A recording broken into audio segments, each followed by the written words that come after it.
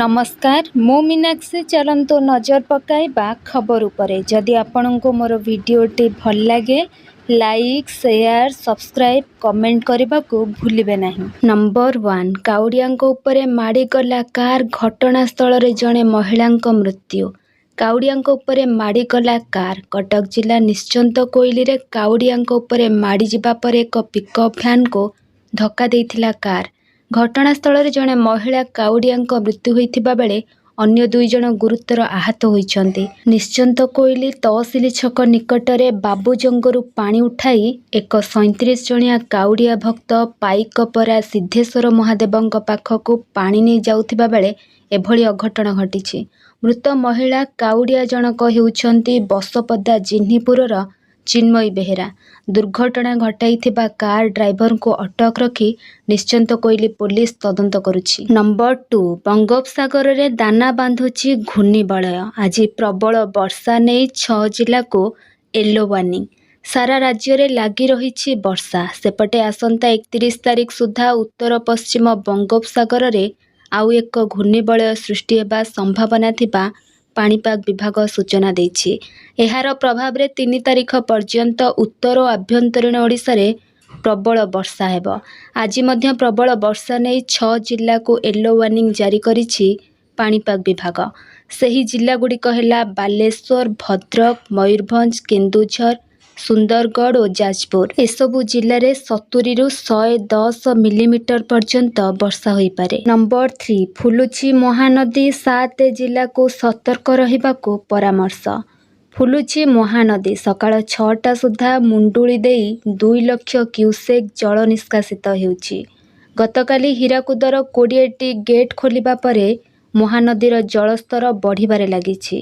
हीराकुदरू बन्या जल प्रथमे खैरामाळ और परे बरमूल देई आसी मुंडुली रे पहुंची। फल जलस्तर बढ़ी। विशेषकर बन्या जल पहुंचवा फल तलिया अंचल जलमग्न हेबा आशंका देखा देइछि।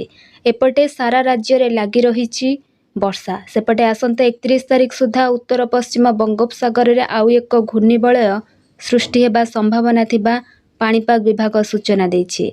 एहार प्रभाव रे 3 तारिख पर्यंत उत्तर और आभ्यंतरीण ओडिशा रे प्रबल वर्षा हेबो। नंबर 4 केबेठारु आरंभ हेबो श्रीमंदिर रत्नभंडार जांच। आज होई पारे निष्पत्ति।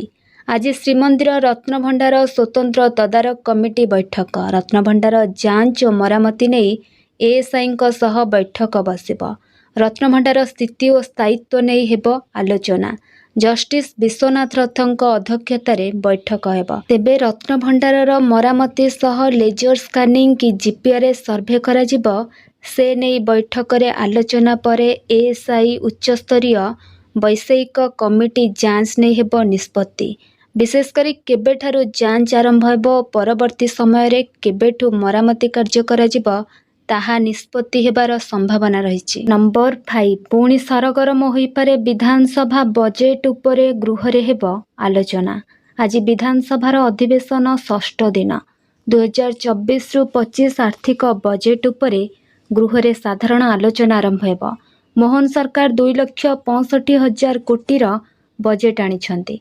एहा उपरे शासक और विरोधी दलर सदस्य माने सेमानंक मत रखिबे।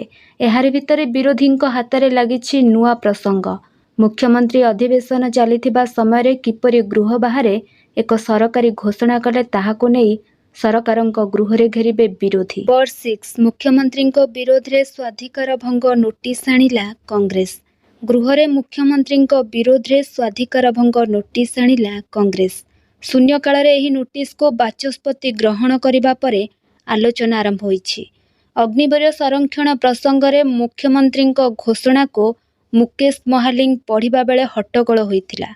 अग्निवीर संरक्षण और 5 वर्ष बयस सीमा कोहल घोषणा नहीं गृह भितर उभय बीजेडी और कांग्रेस पक्षरु हो हल्ला करा जाइछि।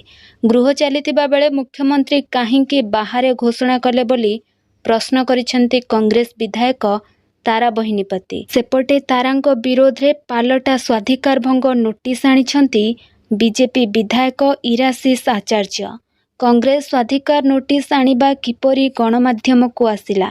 बाचस्पति बिना अनुमति रे किपरि प्रकाश पाइला बोली इराशिष आचार्य प्रश्न करिसेंती। नंबर 7 खूब शीघ्र गड़िब वंदे भारत स्लीपर ट्रेन जानतु केते रहिब स्पीड। आसंता मासरे भारत में लॉन्च हेबाकु जाउछि Vande Bharat semi high speed sleeper version. Bangalore थिबा बीएमएल लिमिटेड रो रेल यूनिट रे वंदे भारत स्लीपर ट्रेन निर्माण चली। एक रिपोर्ट अनुसार सेप्टेम्बर सुधा वंदे भारत स्लीपर ट्रेन रो 9टी स्लीपर रैक प्रस्तुत होइजिबो। एहा परे प्रति मासरे अति कम रे 2टी लेखाए स्लीपर रैक जोड़ी हेबो। वर्तमान पर्यंत ट्रैक रे केवल वंदे भारत ट्रेन रो चेयर कार वर्सन चलुछि। आगामी 3 ରୁ 4 वर्ष मध्य देश रे समस्त प्रमुख मार्ग रे एही स्लीपर वर्सन ट्रेन चालू करने योजना रही। एकाधिक रिपोर्ट रु जना पड़ी जे पाटना दिल्ली रूट रे 16 कोच विशिष्ट वंदे भारत स्लीपर ट्रेन चलाइबाकू आलोचना जारी रही। स्लीपर वंदे भारत ट्रेन रो सर्वाधिक बेग घंटा प्रति 130 किलोमीटर रहिबो। नंबर 8 आईएएस कोचिंग सेंटर रे 3 छात्र छात्री मृत्यु। उठुची पड़ुछि राजधानी दिल्ली। 3 छात्र छात्री मृत्यु को नहीं चली जोरदार प्रतिवाद। दिल्ली राजेंद्र नगर स्थित एक कोचिंग सेंटर रे पानी पशि जिबारु शनिवार यूपीएससी प्रस्तुत करुथिबा 3 छात्र छात्री मृत्यु होईछि। काहींकि आईएएस कोचिंग सेंटर रे हेला 3 छात्रंक मृत्यु को नहीं किए दायी। कहार अवहेला पाई घटिला एमिति घटना। कौन पाई बेसमेंट रे थिला लाइब्रेरी। एभली प्रश्न उठुथिबा सामना को आसीछि। नंबर 9 रत्नभंडार स्थिति जांच बैठक पर जस्टिस रथंक बड़ सूचना। सरिला श्रीमंदिर रत्नभंडार स्वतंत्र तदारक कमिटी बैठक। एएसआई और 15 जणिया उच्चस्तरीय कमिटी सह हेला आलोचना। रत्नभंडार स्थिति और स्थायित्व नहीं हेला आलोचना। रत्नभंडार स्थिति जांच बैठक पर जस्टिस विश्वनाथ रथंक बड़ सूचना।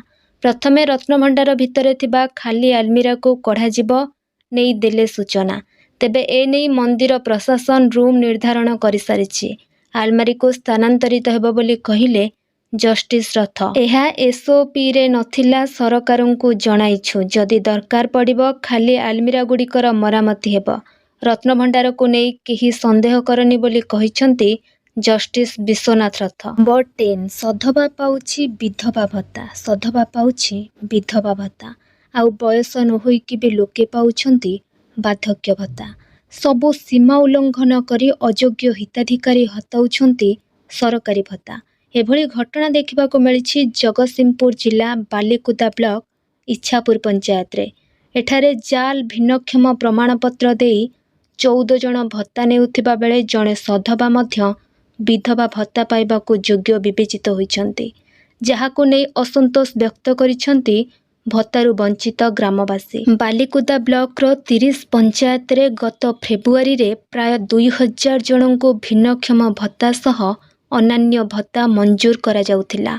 भत्ता जालियाती नै अभियोग परे ब्लॉक स्तर रे एक 5 जणिया कमिटी एही घटनार तदंत करिथिले। तदंत बेले मोट 14 जन हिताधिकारी जाल भिन्नक्षम प्रमाणपत्र देइथिबा जणा पड़िथिला। सेते बेलकू सेमाने 3 मासर भत्ता पाई सारिथिले। घटनार तनाघन चलिबा परे समस्त अयोग्य हिताधिकारी को नोटिस करा जाइथिला एवं सेमाने मध्य टंका फेरस्त करि सारिछंती।